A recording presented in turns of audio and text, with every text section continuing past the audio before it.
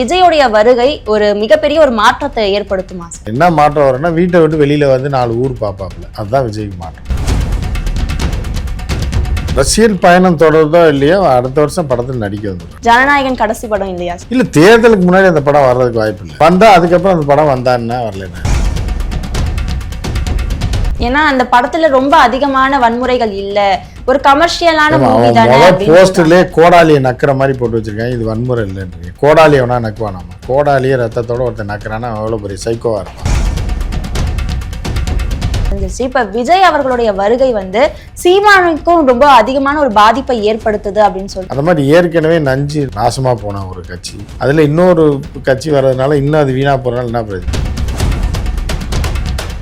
எந்த எஃபெக்ட்டுமே சீமான் ஏற்படுத்த மாட்டாரு அப்படின்ற சொல்றீங்க. தமிழ்நாட்டு மக்களுக்கோ தமிழர்களுக்கோ எந்த பிரயோஜனமும் இருக்காது. சீமான் இருக்கணும் எதுக்குன்னா இந்த மாதிரி பேச்சு பொழுதுபோக்குக்கு. இப்ப ஸ்டாலின் அவர்கள் 5000 ரூபாய் மகளிருக்கு கொடுத்திருந்தாங்க உரிமை தொகையா. எல்லா கட்சியும் தேடி போய் பூத் ஸ்லிப்பை வச்சுக்கிட்டு ஒருத்தர் வீட்டுக்கு காசை கொடுக்குறது, டோக்கன் கொடுக்கறது, ஓட்டு போட்டுட்டு வந்து வாங்கிக்கன்னு சொல்றது, இந்த பிரச்சனை எல்லாமே தீர்த்து வச்சது பிஜேபி தான். அக்கௌண்ட்லேயே போட்டு விட்டுருக்கேன். யாரு பிரவீன் சக்கரவர்த்தி? ராகுலுடைய நண்பர். யார் ராகுல் சொன்னாரா? பொருட்படுத்த வேண்டாம்ல, அவங்களாம் அரசியல்ல அட்ரஸ் இல்லாத ஆட்கள், அவங்க யாருன்னே தெரியாது. அவங்களுக்கு போய் என்ன கட்சியும் பதில் சொல்லாது, யாரும் பதில் சொல்லாது.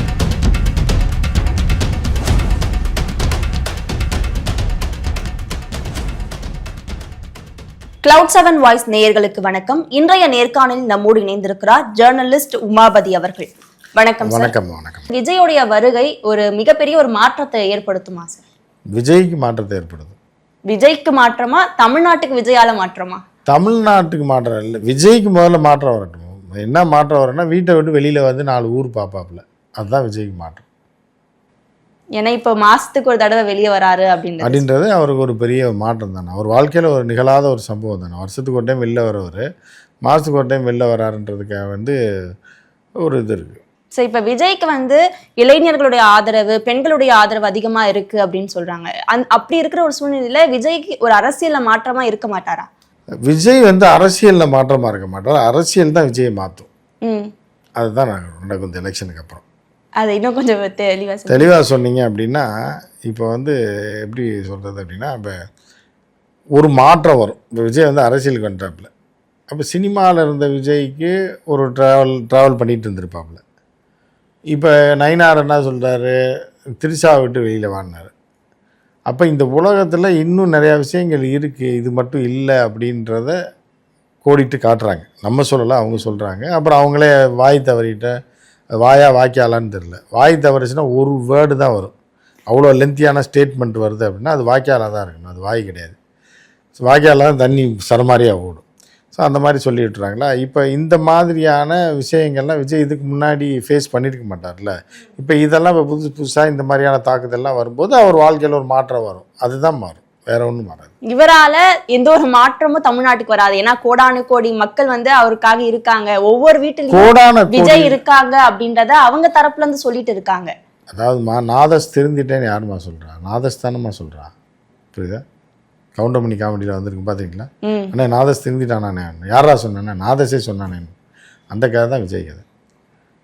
ஓடி வாக்காளர் இருக்கான்னு யார் சொல்கிறா? விஜயே சொல்கிறேன். மனுஷன் நம்பாமல் தானே ரூபா நோட்டே கண்டுபிடிச்சிருக்காங்க, புரியுதா? அப்படின்னு சொல்லி எம்ஆர் ராதா சொல்லுவேன். அந்த மாதிரி இவங்கள நான் ஒருத்தர் நம்பாமல் தான் எலெக்ஷன் கமிஷன்னே ஒன்று கண்டுபிடிச்சி எலெக்ஷன் ஒன்று வைக்கிறாங்க. அதனால் ஒவ்வொருத்தரும் சொல்லுவாங்க, எனக்கு 1 கோடி ஓட்டு, 2 கோடி ஓட்டு, 5 கோடி ஓட்டு, 10 எல்லாம் கூட்டி கழிச்சு பார்த்தா 20 கோடி வந்துடும். அவங்களும் ஒவ்வொரு இடத்துலயும் கருத்து கணிப்பு, எங்களுக்கு 30% இருக்கு, 25% இருக்கு, பேப்பர் பேனா வச்சிருக்காங்க. யார் வேணாலும் கருத்து கணிப்பு எடுக்கலாம். நீங்களே ஒரு பேப்பரும் ஒரு நோட்டையை வாங்கினீங்கன்னா நீங்களா உட்காந்து எழுதி நீங்களா சொல்லிட வேண்டியதான். அந்த மாதிரி தான் அவங்களாம் எழுதிக்கலாம், எனக்கு 35-40% இருக்கு, 60% இருக்குன்னு எழுதி. ஆனா விஜய் வந்த புதுசுல வந்து அவருக்கு ஒரு நிறைய பாசிட்டிவான ஒரு விஷயங்கள் இருந்ததுன்னே சொல்லலாம். ஆனா அடுத்தடுத்து நடந்த சம்பவங்கள் அவங்களுக்கு நிறைய நெகட்டிவ் கொடுத்தது. இப்ப கரூர் சம்பவமா இருக்கட்டும், அவர் நடத்துற ஒவ்வொரு கூட்டத்திலயும் ஏதோ ஒரு சலசலப்பு இல்ல ஒரு உயிரிழப்பு நடக்கிறது எல்லாமே விஜய்க்கு ஒரு நெகட்டிவா தான் போகுது. இப்படி இருக்கும்போது அவருடைய அரசியல் பயணம் இன்னும் தொடருமா அப்படின்ற ஒரு கேள்வியெல்லாம் வருது. இல்ல, அரசியல் பயணம் தொடருதோ இல்லையோ அடுத்த வருஷம் படத்தில் நடிக்க வந்துடுவாரு.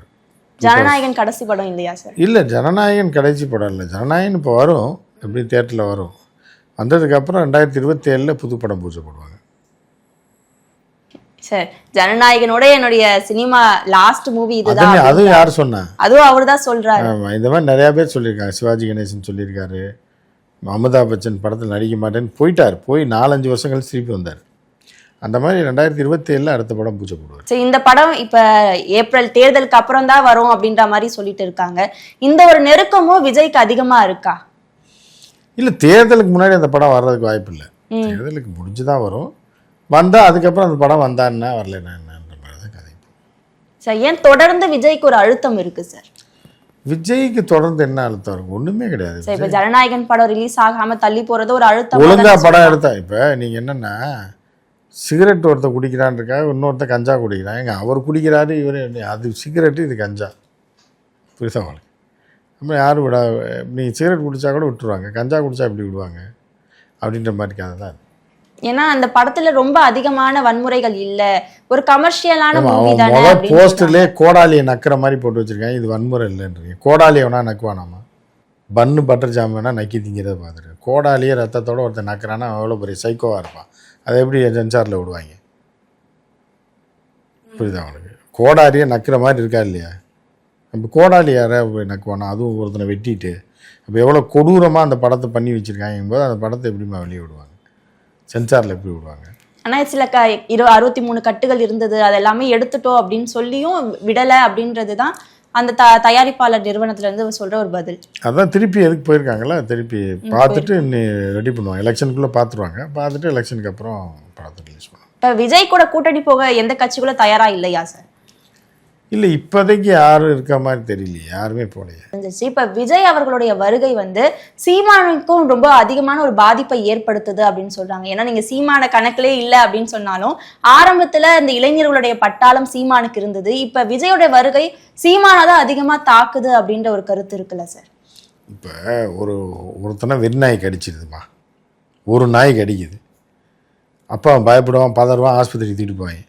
ஒரே நேரத்தில் 2-3 நாய் கடிச்சுன்னா என்ன பிரயோஜனம்? ஒரு பிரயோஜனம் ஒன்று. ஏற்கனவே கடி வாங்கிட்டான், கடி வாங்கினா திருப்பி இன்னொரு நாயும் கடிக்குது, இன்னொரு நாயும் போய் கடிக்குதுன்றதுனால அது ஒரு பெரிய எஃபெக்டாக இருக்காது. ஊசி ஒன்று தான் போடுவாங்க. 3 நாய் கடித்தாலும் 3 வெறிநாய் கடிச்சிருச்சிங்க இவர் அப்படின்னா கூட வெறிநாய் கடி ஊசி ஒன்று தான் போடுவாங்க. ஒரு நாய் கடித்தாலும் ஒரு ஊசி தான் போடுவாங்க.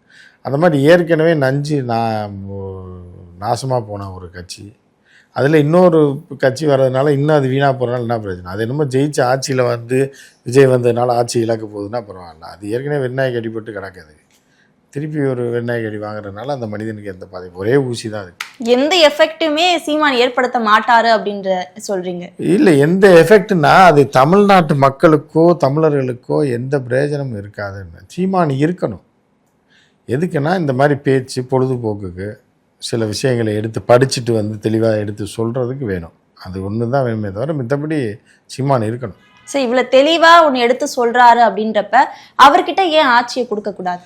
இப்போ பாதிரியார்கள் பாஸ்டர்கள்லாம் பார்த்திங்கன்னா எடுத்து சொல்லுவாங்க, பைபிளை நல்லா பேசக்கூடிய, அதுக்காக அவரை கொண்டு போய் பிஷப்பாக போட்டுருவாங்களா? நல்லா பிரச்சாரம் பண்ணுறேன்னு நல்லா பேசுகிறீங்க.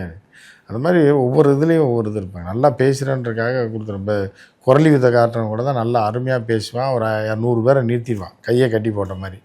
அதுக்காக அவனத்துக்கு இது பண்ண முடியுமா? அதை வந்து குரலி வித்தையாக பார்த்துட்டு வந்துடுவாங்க மக்கள். காசு போட்டோன்னா போட்டு போயிடுவாங்க. புரியுது அவங்களுக்கு? அப்படி தான் பண்ணுவாங்க. இப்போ கம்பியில் ஒருத்தர் நல்லா நடக்கிறான்னு ஒலிம்பிக்கில் கொண்டு விட முடியுமா? விட முடியாது. சரி, இந்த கம்பியில் நல்லா நடக்கிறான்னா அவனுக்கு ஒரு 5-10 போடுவாங்க, அவ்வளோதான். அதனால் ஒலிம்பிக் ஜிம்னாஸ்டிக்கில் கொண்டு போய் இவனை சேர்த்து விட முடியுமா? அந்த மாதிரி இது ஒரு லெவல், அவ்வளோதான். அந்த லெவல்லே அப்படியே போயிட்டுருக்க வேண்டியது. ஓகேங்க சார். இப்போ ஸ்டாலின் அவர்கள் 5000 ரூபாய் மகளிருக்கு கொடுத்துருந்தாங்க உரிமை தொகையா.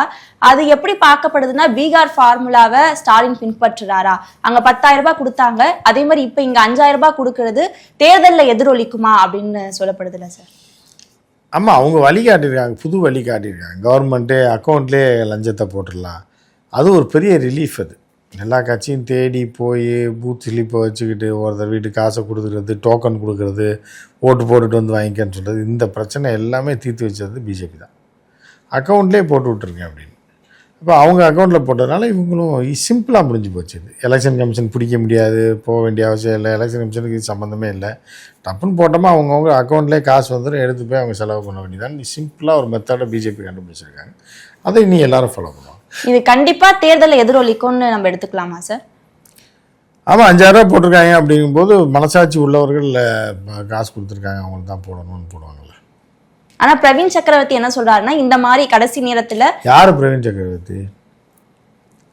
என்ன சார் பிரவீன் சக்கரவர்த்தி தான் இப்ப அட்ரஸ்லாம் அனாமத்து பேரெல்லாம் சொல்றீங்க. அதான் மீடியா காசு கொடுத்து மீடியாவில் தூக்கி விட்டுட்டு இருக்காங்க. பிரவீன் சக்கரவர்த்தின்றவன் யாருன்னே தமிழ்நாட்டு அரசியல் யாருக்குமே ராகுலுடைய நண்பர்ன்ற அளவுக்கு அவர் பேசுறாங்க. யார் ராகுல் சொன்னாரா? இதே தான் டக்ளஸ் ஓனர் இல்லையான்ற கதை தான். புரியுதா அவங்களுக்கு? இவன் ஓனர்னு யார் சொன்னா? ராகுலுக்கு ஃப்ரெண்டுன்னு யார் சொன்னா? ராகுல் சொன்னாரா? இவங்களாம் சொல்லிட்டு தர்றேன். காசை கொடுத்தா மீடியாவில் யாருக்கு வேணாலும் ட்ரம்புக்கு ஃப்ரெண்டுன்னு கூட உங்களை கூட சொல்ல வைக்கலாம், என்னைய சொல்ல வைக்கலாம். அதனால அவங்க பேசுறதை பொருட்படுத்த வேண்டாம் அப்படின்னு சொல்றீங்க. பொருட்படுத்த வேண்டாம்ல. அவங்களாம் அரசியலில் அட்ரஸ் இல்லாத ஆட்கள். அவங்க யாருன்னே தெரியாது. அவங்களுக்கு போய் என்ன கட்சியும் பதில் சொல்லாது, யாரும் பதில் சொல்லாது. ஆனா ஏன் மீடியாக்கள் அவங்கள தூக்கி விடணும்? காசு கொடுத்தா எது வேணாலும் போடுவாங்க. இப்போ நாளைக்கு நீங்கள் ஒரு பெரிய அமௌண்ட் ரெடி பண்ணுங்கள், ஆதவர்ஜனா மாதிரி உங்களை பெரிய தலைவியாக வருவாங்கல்ல. உங்களை பேட்டி எடுப்பாங்க, டெல்லிக்கு வர சொன்னால் வருவாங்க, பாகிஸ்தான் பார்டரில் நாங்கள் பேட்டி கொடுக்குறேன் மேடம் கொடுக்குறாங்கன்னா வருவாங்க.